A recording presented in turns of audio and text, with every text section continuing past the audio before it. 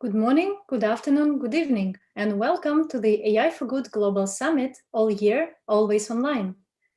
My name is Xenia Fontaine from the ITU, the International Telecommunication Union, and I have the privilege of introducing today's keynote session with Lucas Joppa, Chief Environmental Officer at Microsoft. Now, the ITU is the United Nations Specialized Agency for Information and Communication Technologies, and we are also the organizer of the AI for Good Global Summit, alongside X Prize Foundation, and in partnership with 36 UN sister agencies, ACM and Switzerland, our co-convener. The goal of the summit is to identify practical applications of AI to advance the Sustainable Development Goals and scale those solutions for global impact. Like the most of the world, the AI for Good Summit has gone digital, with the weekly programming allowing us to reach even more people across the globe. And before I introduce today's moderator, let me go over some housekeeping rules. If you wish to ask a question, please use the Q&A tab. The moderator will select and read out the questions, and we are particularly counting on your participation to create a very engaging discussion. And speaking about interactive, I have the first challenge for you. Could you please let us know where you are calling from, which country or which city? Simply use the chat to communicate and make sure to send the message to everyone, all panelists and attendees. And let me do it first. So I'll write down Geneva. And let me see. So we have people from London, Washington, DC, Geneva, France, Spain, Tunisia, Slovakia, New Delhi, Hamburg, Germany, Poland, Warsaw. Wonderful. Welcome, everyone. Now I would like to introduce our moderator. Her name is LJ Rich. She's an inventor and one of the presenters of a very popular TV show, BBC Click.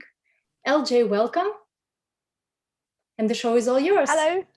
Thank you so much, Ksenia, and welcome everyone. It's lovely to have you here. My name is LJ Rich, musician and inventor, and I present on the BBC, where I analyse and forecast technology trends with a special interest in AI and the arts. I've been involved with the ITU's AI for Good Global Summit for over a year now, and today I'm so excited to say we have a fireside chat, at least a virtual one, with the one, the only Lucas Joppa, Microsoft's very first Chief Environmental Officer. He's got a background in environmental science and data science. No surprise then that he founded the notable Microsoft AI for Earth program in 2017. And he's done so much more since then. And guess what? He's ours for the next hour, which is fantastic news. So please do get your questions in and hopefully we'll have time to get to them. So Lucas, hello. Thank you so much for your time today. Yeah, thanks for having me here. I'll enjoy the chat. I'm happy it's not a fireside chat where I'm calling in from in the mountains outside of Seattle, where we have enough fires already. So. Yes, and it's incredibly hot here in the UK with a freak 28 degrees Celsius, and that's outside. I don't even want to tell you what the temperature's like in here. So let's get started then. Obviously, climate change is an issue. We are both experiencing it, and so are many people around the world. Well, everybody is. So this might sound like an obvious question, but I think it's a good place to start. Tell us, why is Microsoft so interested in climate change?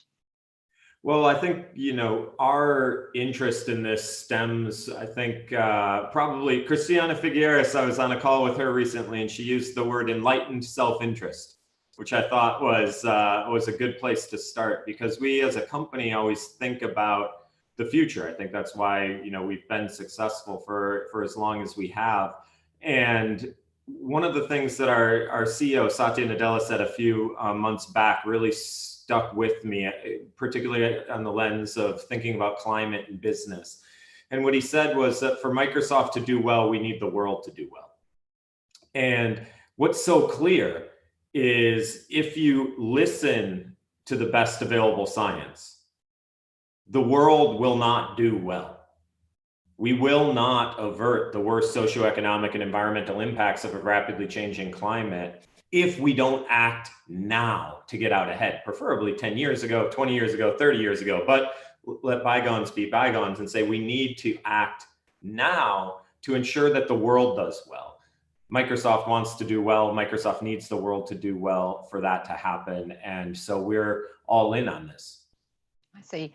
And could you tell us a little bit more about your role within Microsoft and how you ended up there?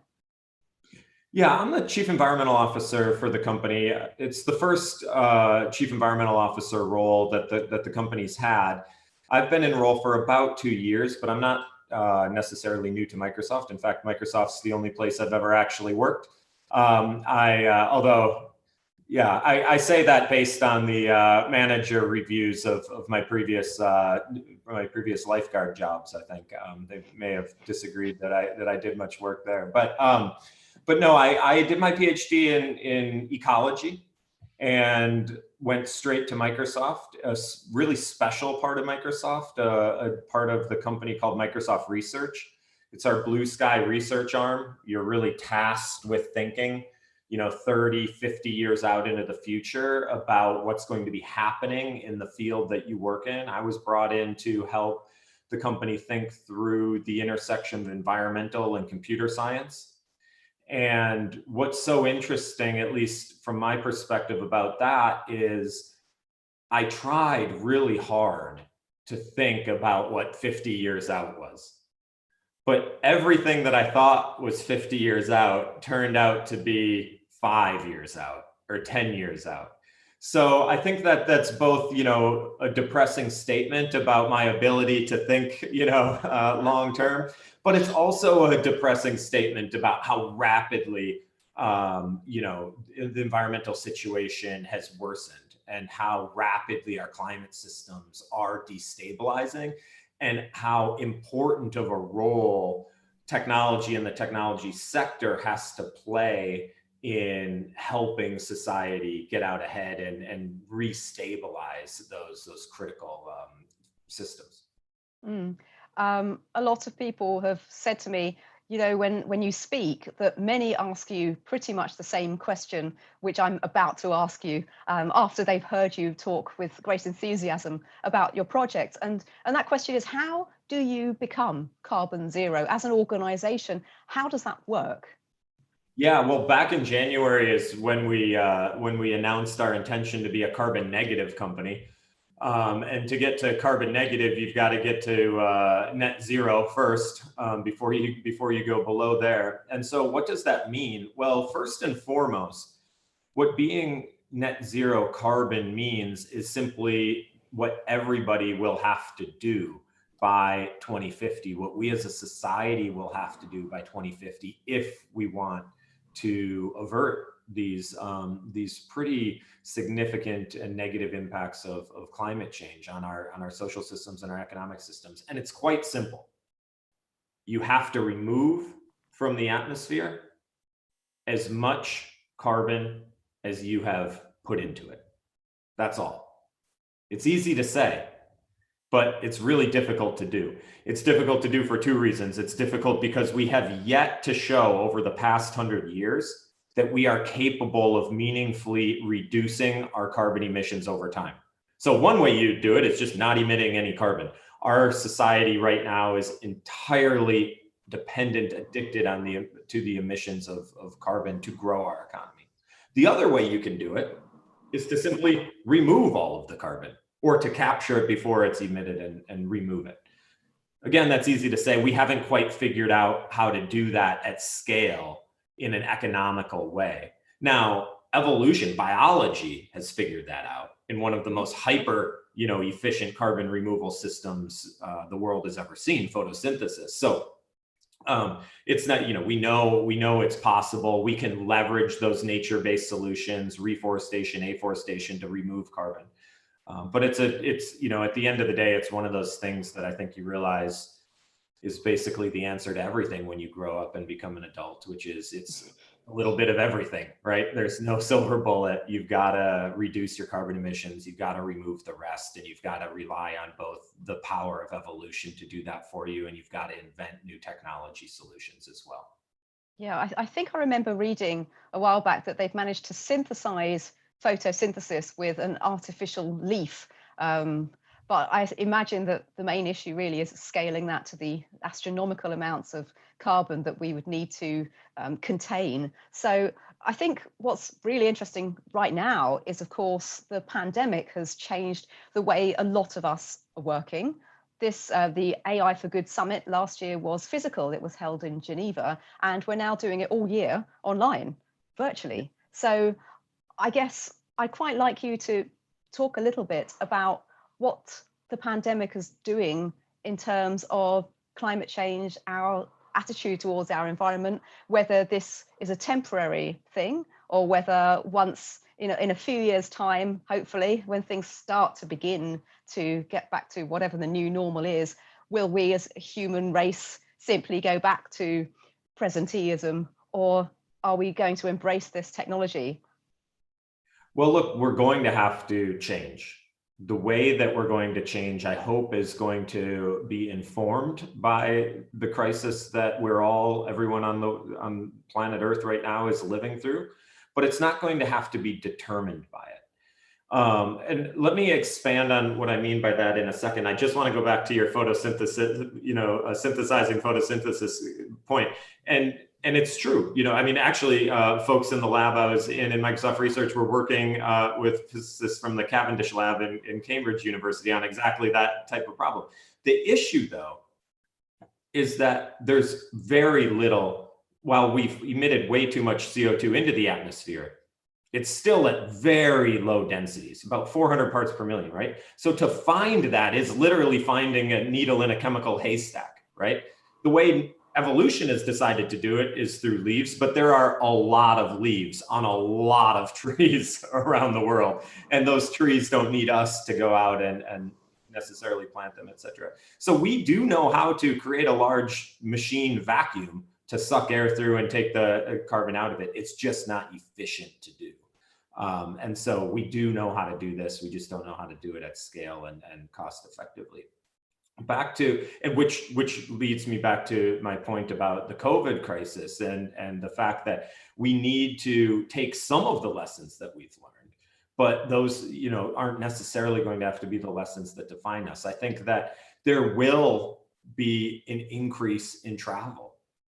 Travel connects people around the world, and that's something that is hugely valuable to the overall global human experience. I think that digital technologies have the ability to connect us for so much of what we used to travel for, right? I think we all feel this. We look at our old lives and we say, why in the world did I ever, get up at 4 a.m. to get to the airport, to fly somewhere for a meeting and then and come back when I could have just done that. But that doesn't obviate the need for human to human interaction, travel, et cetera. So we will go back.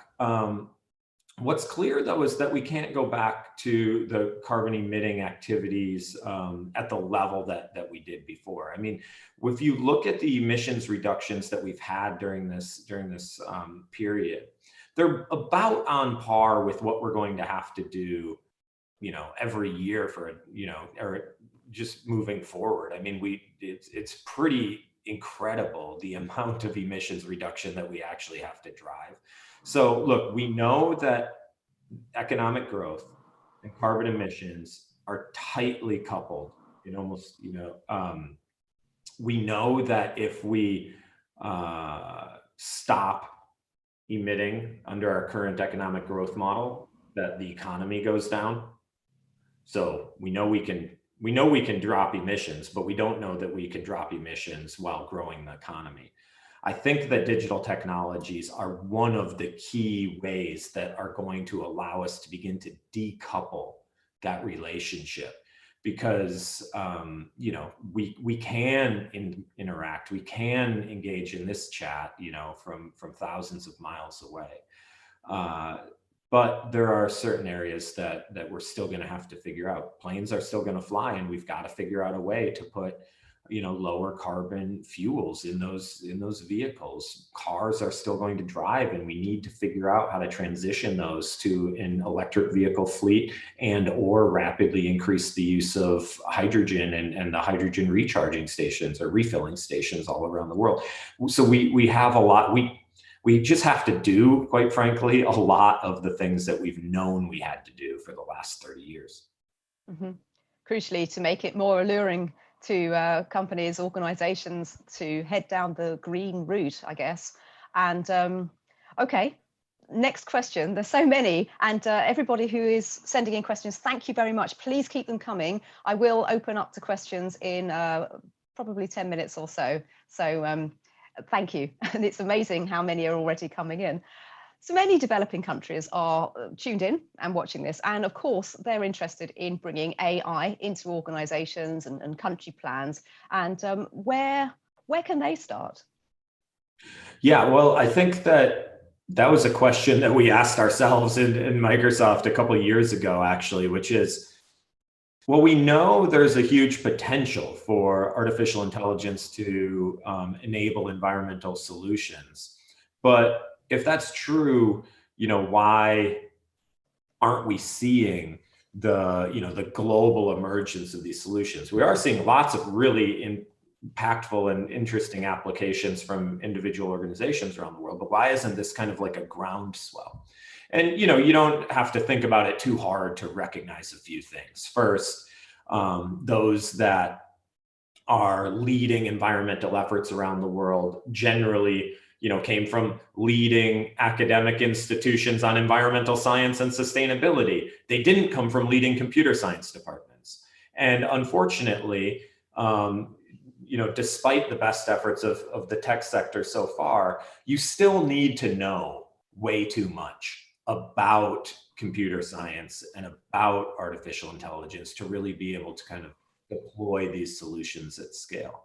You also don't have to look too hard into the budget sheets of organizations around the world to realize that those that are on the front lines of solving our climate crisis and other sustainability challenges are oftentimes some of, if not the, least well-funded organizations in the world. And so there's a funding gap, there's a skills gap, and there's an awareness gap. And so about 3 years ago, we started this program called AI for Earth that was designed to help close those gaps. It was a 5-year, $50 million investment in deploying, Microsoft's almost 35 years of research and engineering and machine learning and AI more generally into the areas of climate, water, agriculture, and biodiversity. And we built up a grants program to take away the funding requirement. We built up an education program to help our growing community of grantees, well over 500 grantees in more than 100 countries around the world, now get increased skills in this space. We built up a data science team internally at Microsoft to be able to code hand in hand with some of the top solutions that were emerging. And it's been just an incredible thing to watch. And back to your question after a long-winded response is, you can look up AI for Earth at Microsoft, and there's a really short application process that can get you in the door, get you to join our growing community of grantees, get you, I think Microsoft is an interesting participant. Obviously, I've got a vested interest and a bias towards our participation in that as the founder of the program. But it is about way more than Microsoft now. It's about, as I said, the hundreds and hundreds of grantees in countries all around the world. It's that community that we're trying to build so that if you have a question, of course, you can come to Microsoft, but you also have your friends and colleagues and organizations all around the world that are struggling through the same problems, creating really cool solutions. And we want everybody to be part of that. Yes, I think building communities is such a powerful thing, especially now.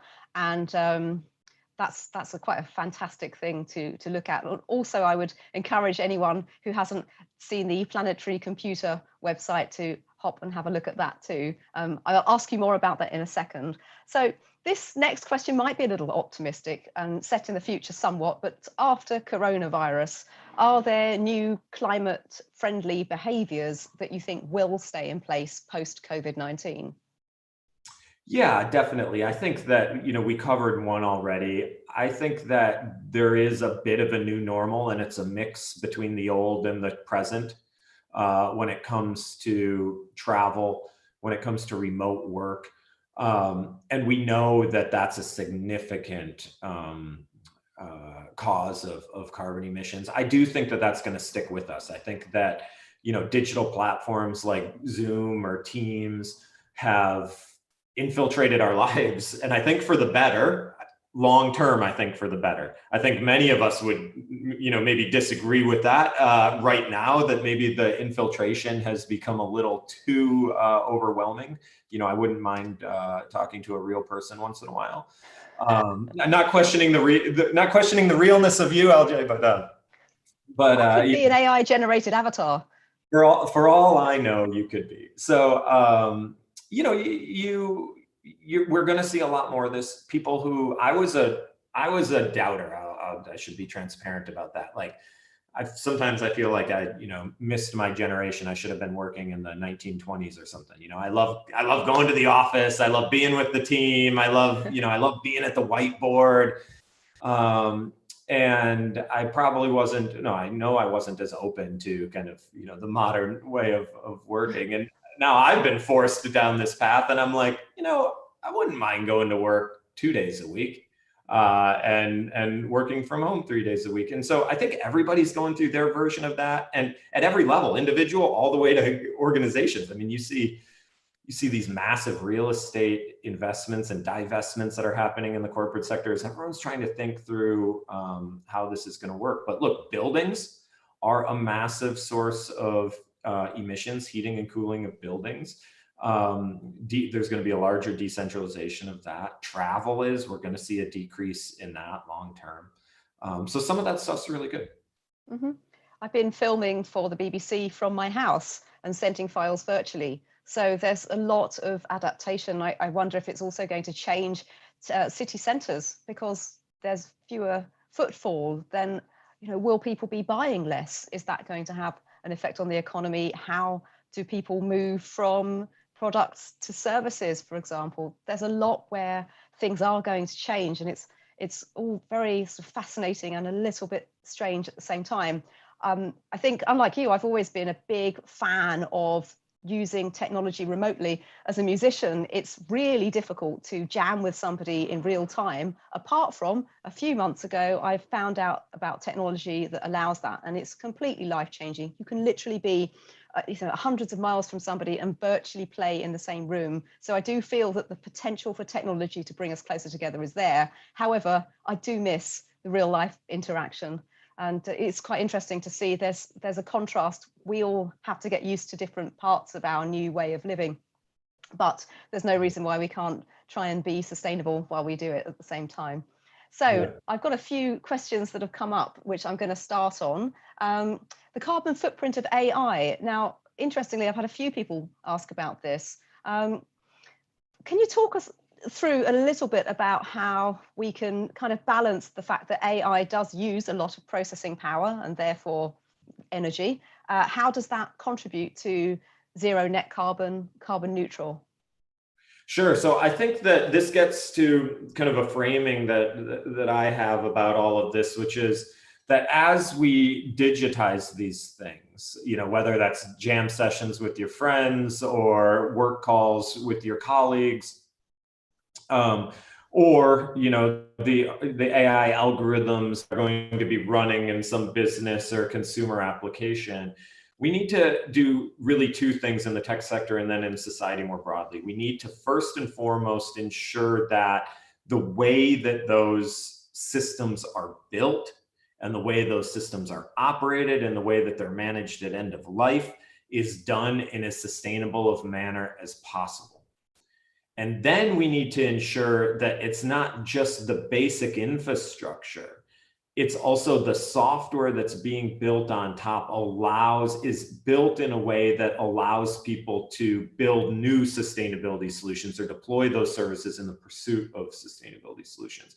And I kind of think about that as, like hardware defined sustainability and software defined sustainability, right? And hardware defined is a little bit too, precise of a term, but you need to make sure that, the supply chain that you're working through, the energy consumption that the sources of the energy that you're consuming, all of that accord with your net zero carbon or carbon negative goals.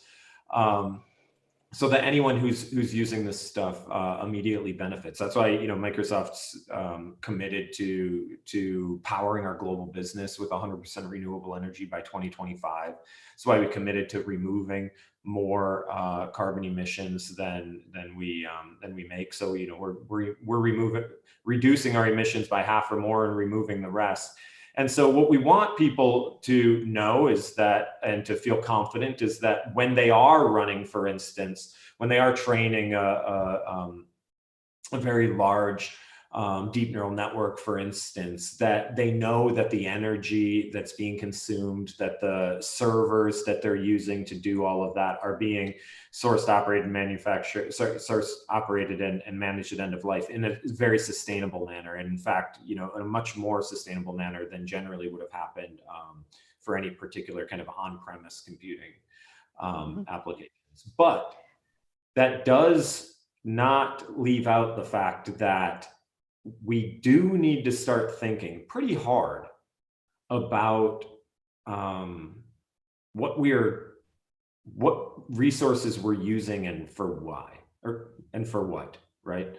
And why we're doing all of this. Is a 0.001% improvement in, you know, accuracy of some application worth the carbon emissions that are being, you know, that result from the training of it? Even if a company like Microsoft is powering that with 100% renewable energy, resources are resources, right?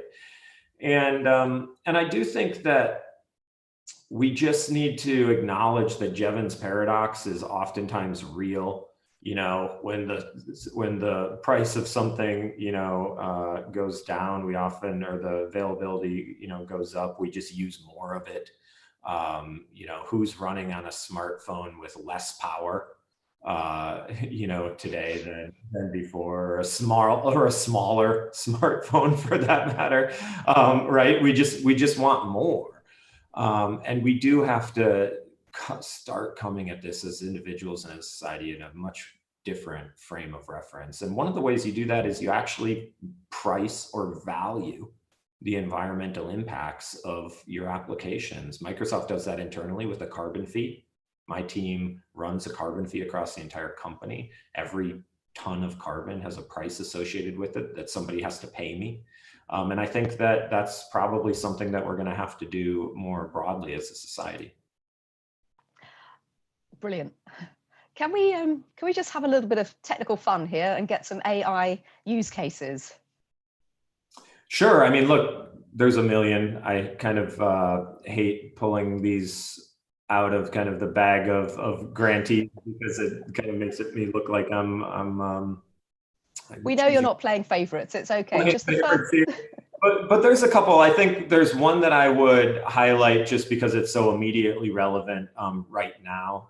A small organization called TerraFuse, and they do a really amazing job of near or real-time fire prediction.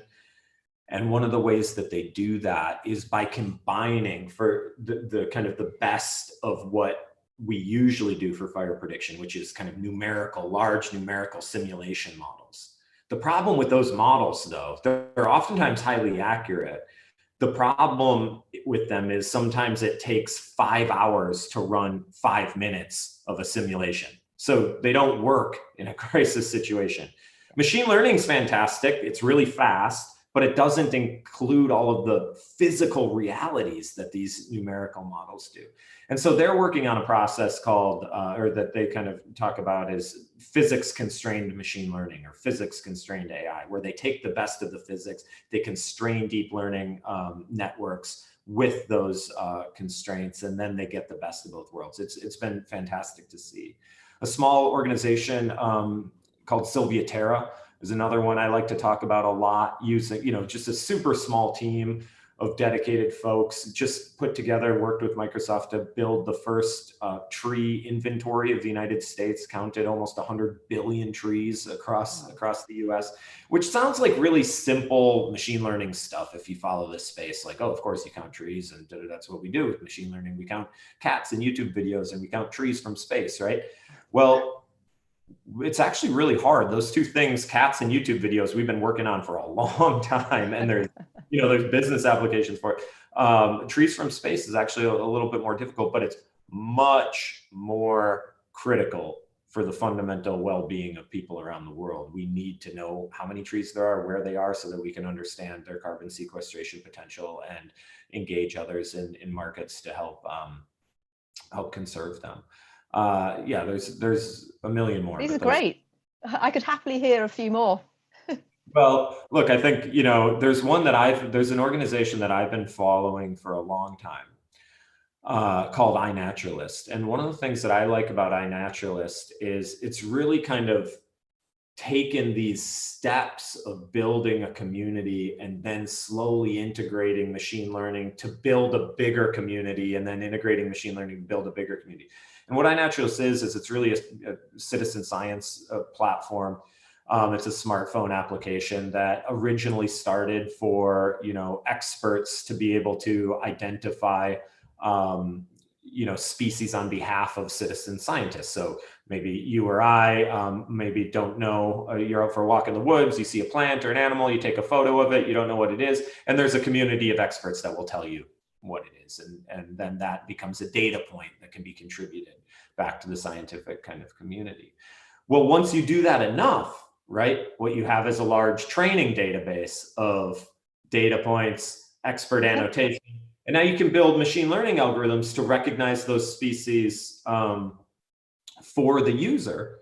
And what's so interesting is a novice can quickly become an expert if you put the information in the context of which they're already, adept at. And so you don't need the machine learning algorithm to be 100% accurate 100% of the time, because you can take a complete novice and say, hey, I think what you just took a photo of is this, or this, or this, right?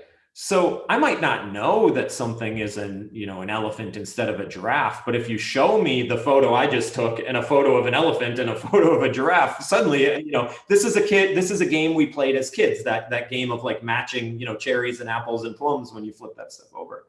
And also gets a great response from the user as well, because you're getting an immediate sense of, I'm going to take a picture of this leaf, I don't know what it is, and then you suddenly get a response back, which is also going to feed into you wanting to do this again. So it effectively gamifies research in the citizen science arena. That's brilliant. And they've built up a global community that now collects more biodiversity, more data on biodiversity than all government programs combined. I think those are the sorts of things that, are really, they're what keep me going every day to see, not every project succeeds, of course, but like you see some of these and you're like, wow, that is incredible.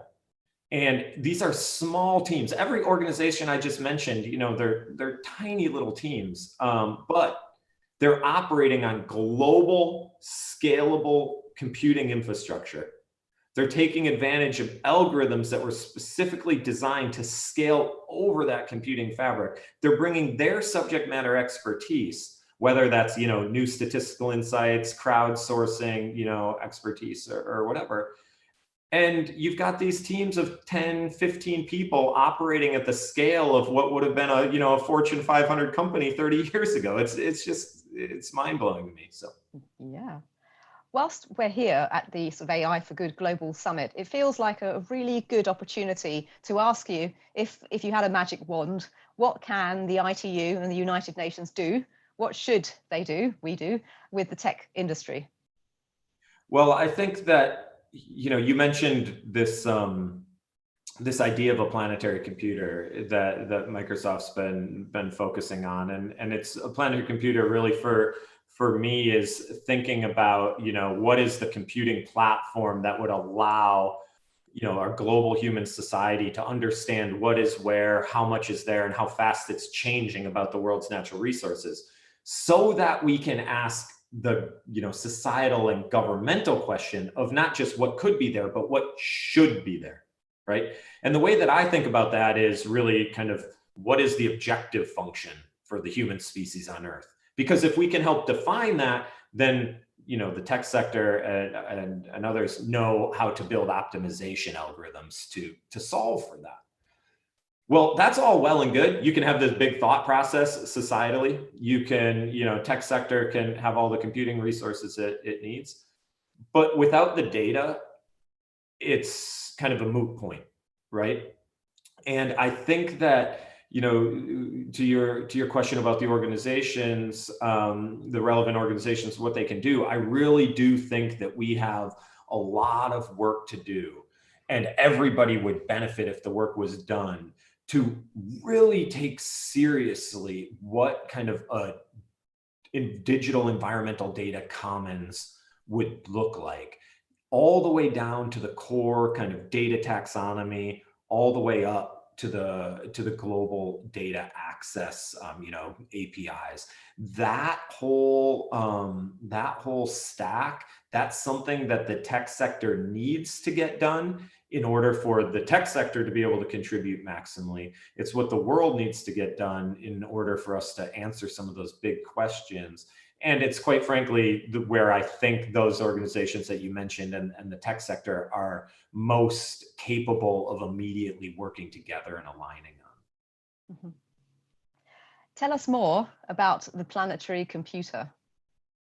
Well, yeah, I mean, I think the idea of the planetary computer kind of sprung out of the work that we've been doing in AI for Earth for the past 3 years. And so, any project that you're on, any program, you do your kind of 1 year, 2 year reviews. I think we did our 1 year review and we were really excited about what AI for Earth was doing. We're building this network, this international network of grantees, really great projects coming out. 2 year review, we said, well, this is great. It's still growing. But one thing that we had wanted to happen wasn't happening. And that was a significant fraction of people building on the work of each other. Why weren't people taking the outputs as of one of our grantees, integrating it into theirs and moving on?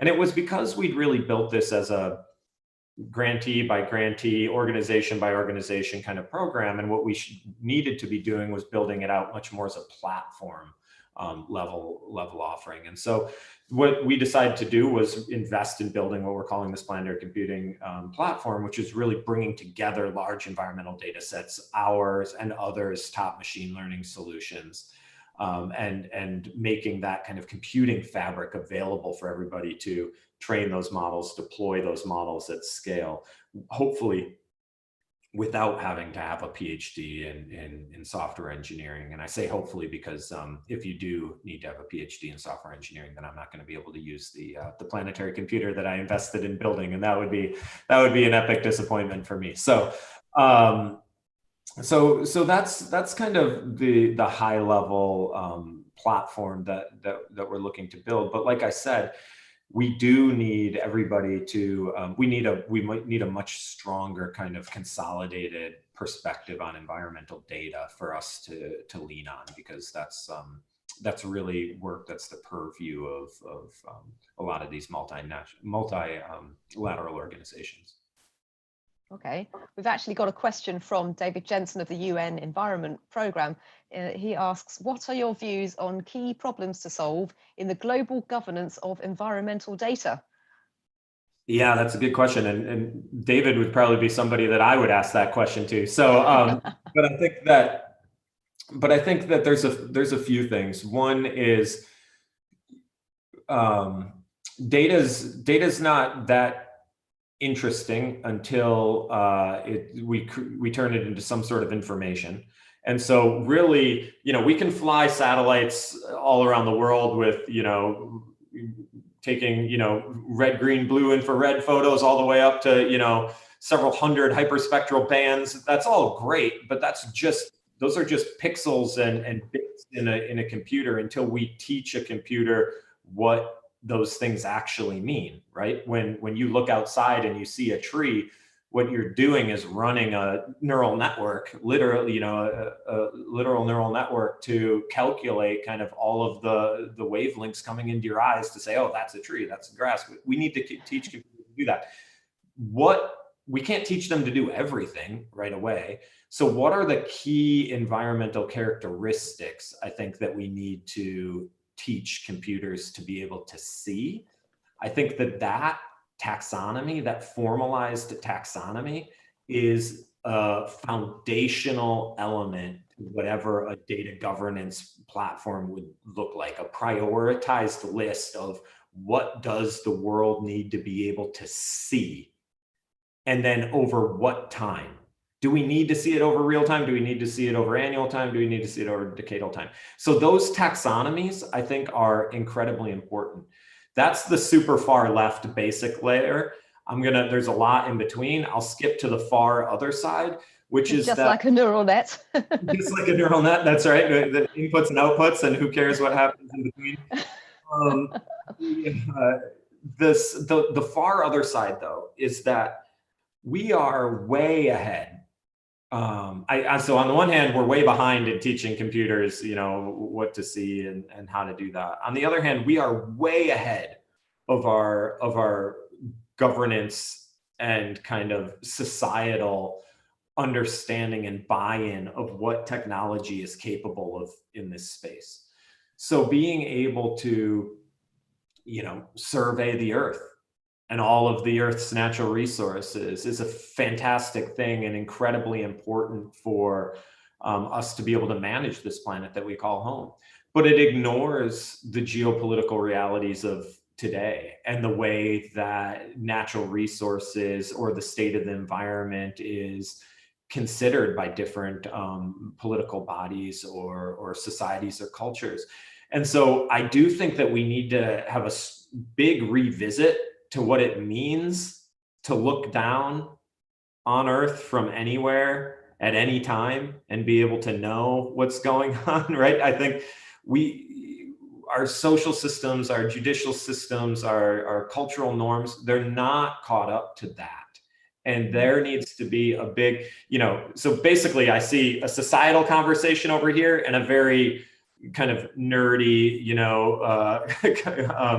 data kind of conversation over here. And I think if you anchor on those 2 points, they'll naturally fill in all of the important work that needs to happen in between. Talking about the real world, we do have a question from Mark Winkleman that's asking if it's true that Microsoft is still providing AI technology to fossil fuel companies to find new oil drilling sites. And if so, how does that fit into plans of becoming carbon net zero?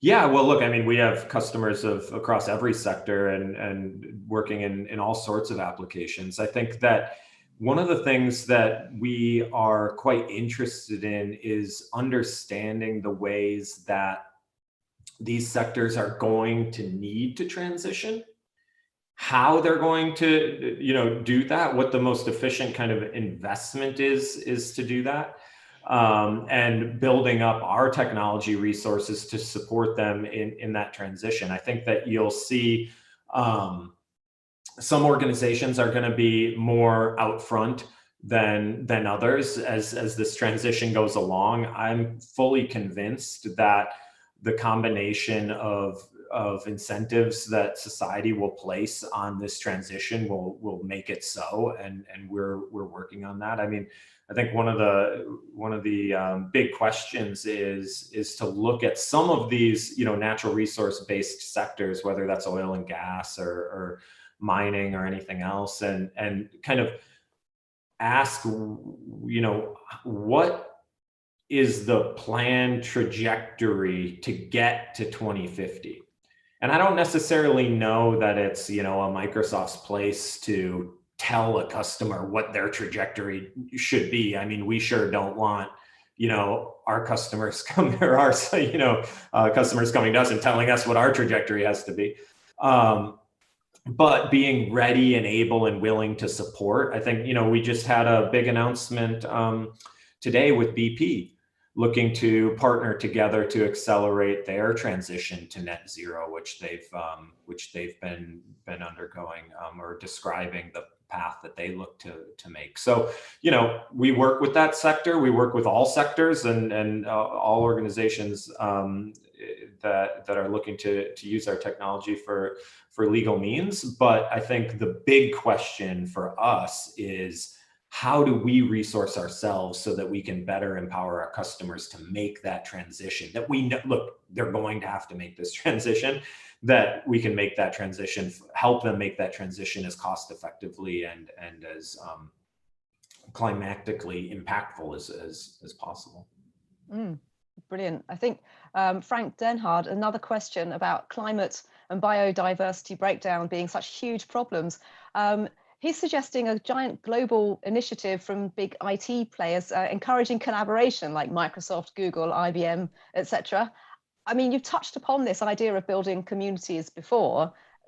I have actually noticed in the news this week, Google have talked about carbon zero, planning for going carbon negative. Microsoft just didn't you just surface a giant underwater server station after a couple of years underwater? So it does seem that a lot of people are going in that direction. So how do you think we can get people to interact together? Yeah, well, look, I mean, I woke up, I saw the news from Google, and the first thing I did was tweet my congratulations and motivation to see what they're doing. Everybody's got to do all of this. I think that there's unhealthy type of competition and a healthy type of competition in this space. I think the unhealthy type of competition is where people are, trying to differentiate on kind of the core, sustainability of their offerings. It's not unhealthy in any really negative sense, but I think it's unhealthy because that's not where the long-term, competition actually is. Like we're, in the tech sector, renewable energy, supply chain management, scope 1, 2, and 3 carbon emissions, reduction and removal, net zero, carbon negative. Those are all going to be things that, won't be competitively differentiated moving forward. What I would love if I were a marketing exec, which I am not, and I'm sure there are many that will remind me of that. But there are some things that I'd love to just fly a flag over that says, these things are too important to argue about. And what I think is really interesting in the tech sector is that no one's really arguing, quite frankly. No, it's not like any of the, well, I shouldn't make these global statements, but there's not an argument about like, oh, you guys, you're crazy because you're purchasing renewable energy, or you're crazy because I mean, the argument is whether or not you're going further, faster than me or them or whatever. And that's kind of a good competition until we get to that steady state.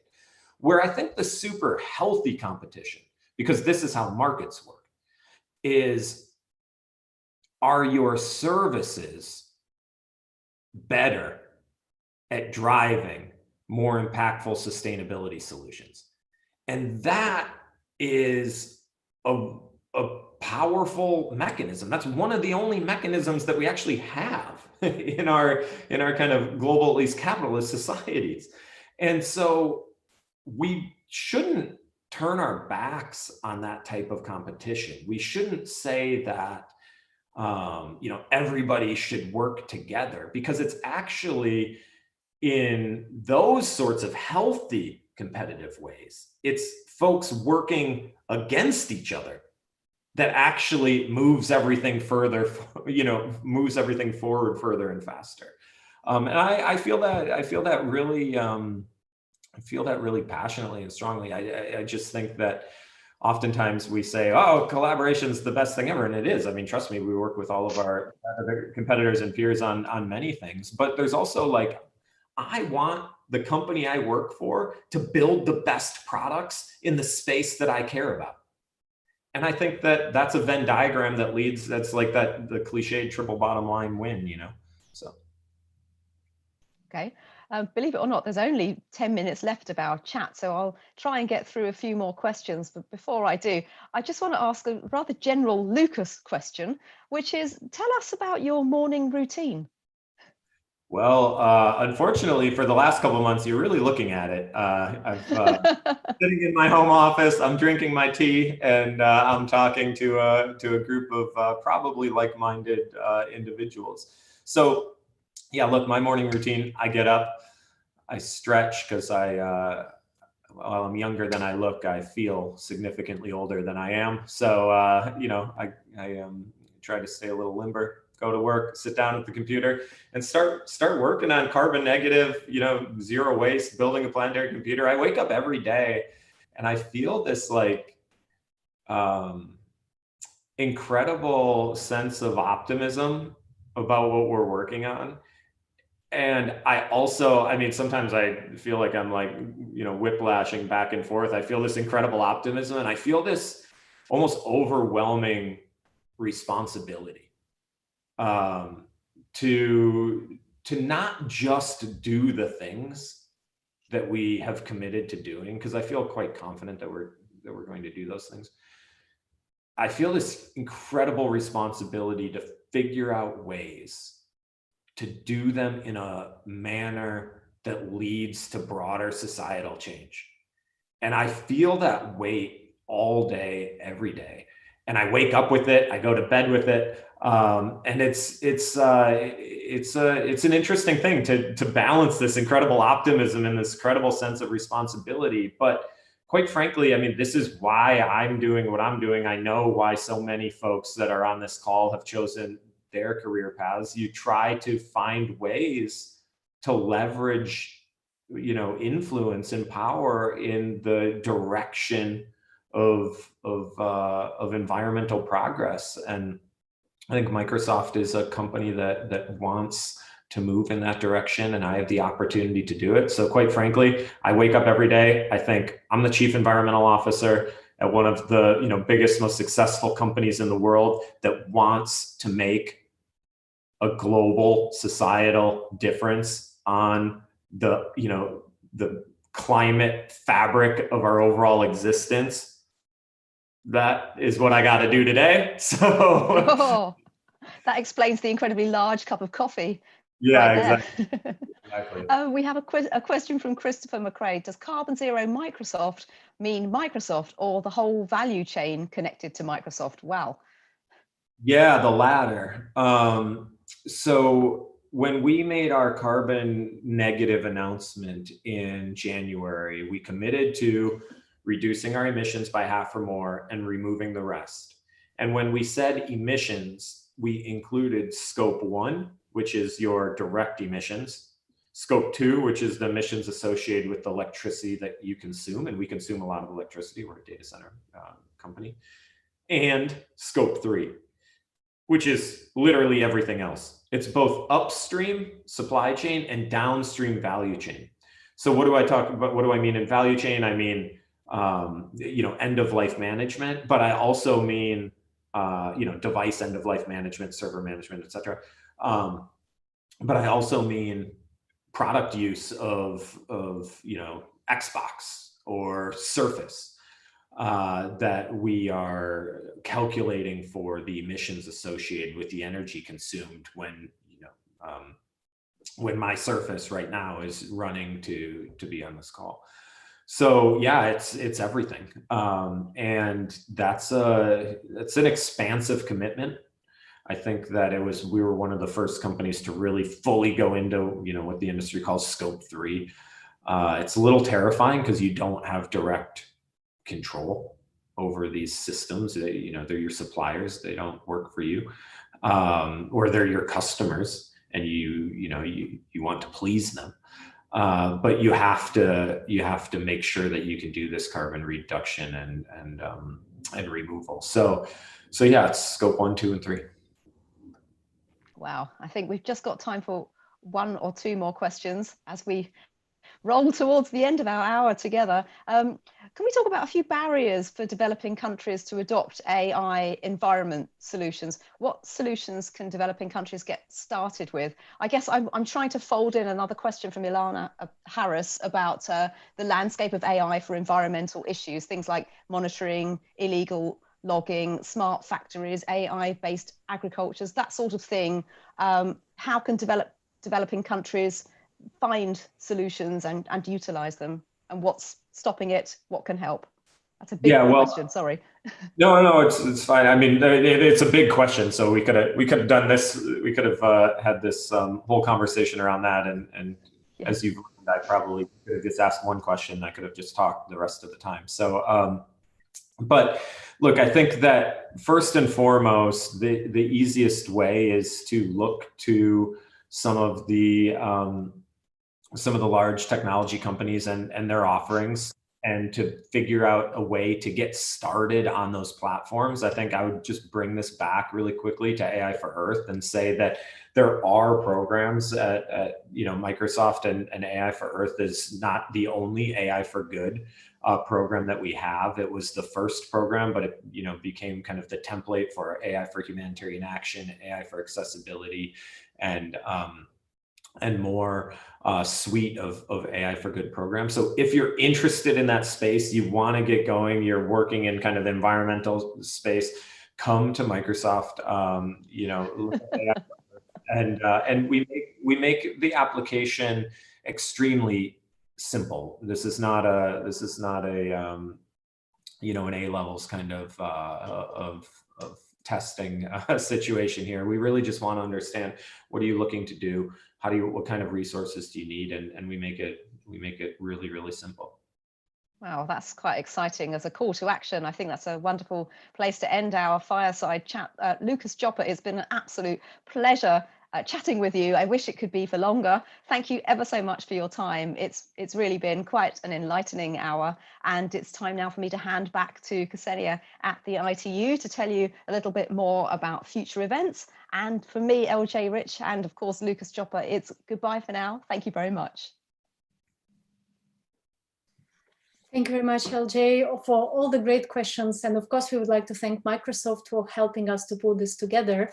For those who are interested in the topic of environmental efficiency for AI and other emerging technologies, we invite you to check out the work of the AITUT focus group on this topic. You can find more information right now in the chat. Last and not least, we invite you to join us next week for the AI for Good Breakthrough Days, together with Stuart Russell, Yosha Benjo, and Francesca Rossi, who will be working together with other experts to generate potential projects in the areas of AI for gender, food, and pandemics. You can find all the information right now in the chat or on our website. We would like to thank once again all our partners, sponsors, and Switzerland for your continuing support. Thank you, everyone, and hope to see you next week.